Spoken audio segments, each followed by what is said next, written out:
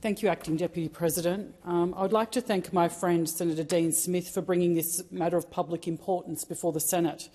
And at the core of this motion is what we have seen in the latest figures released by the RBA and how it shows just how much Australian families are struggling through this cost of living crisis.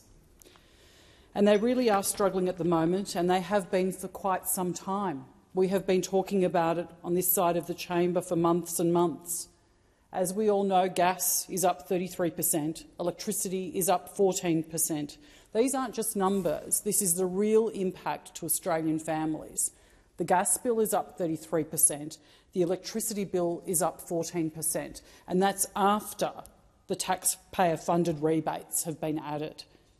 Rents are up 16%, healthcare is up 11%, food is up 12%, and finance and insurance is up 17%. And this is the reality of life under Labor for so many Australian families.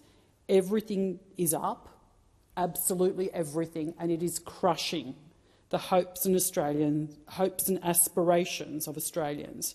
The impact that all of this is having on disposable income is extraordinary. Since Labor have come into office, real disposable income per capita is down 8.7%. And just if you had any doubt as to what that statistic actually means for everyday Australians, household savings are also down just over 10 percentage points. The reality is that these statistics confirm that Australians are struggling to keep their heads above water. I hear it time and time again throughout New South Wales, but particularly in Western Sydney, where I spend a lot of my time. Everyday Australians just can't keep up. They can't keep up with skyrocketing prices. They can't keep up with their mortgage repayments. They can't keep up with their rent. They can't keep up with the extraordinary blowout in their insurances. People are just struggling financially and juggling from week to week to try and make ends meet. And there can be no confusion or obfuscation as to our position globally. Comparatively to other economies, we are well and truly at the back of the pack. Our core inflation is higher than our comparable countries, including the US, the UK, Canada, Japan, the Eurozone, Sweden, Norway, Switzerland and New Zealand. This is not a problem that the world is at a loss on how to fix. They've had the same problems as we did, but they have fixed them. Meanwhile, under this government, Australians continue to pay more and to keep less of what they earn. This government inherited an economy that had low unemployment, it had strong economic growth and recovering government finances. They have completely and utterly wasted that. We have now had 6 consecutive quarters of negative GDP growth per capita.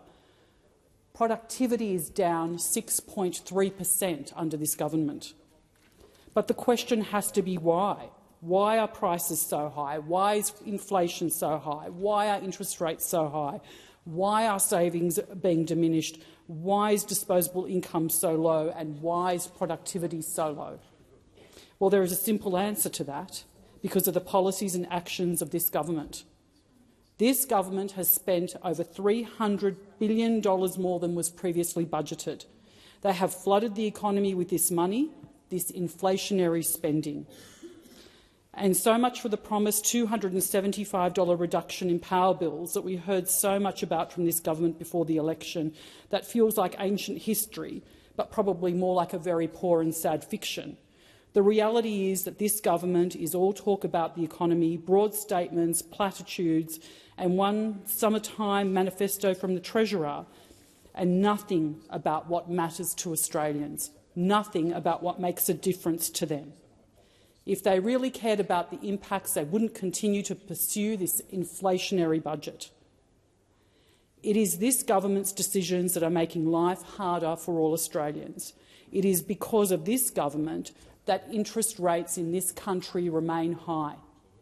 It is because of this government, and I repeat that interest rates in this country remain high and that Australians continue to struggle.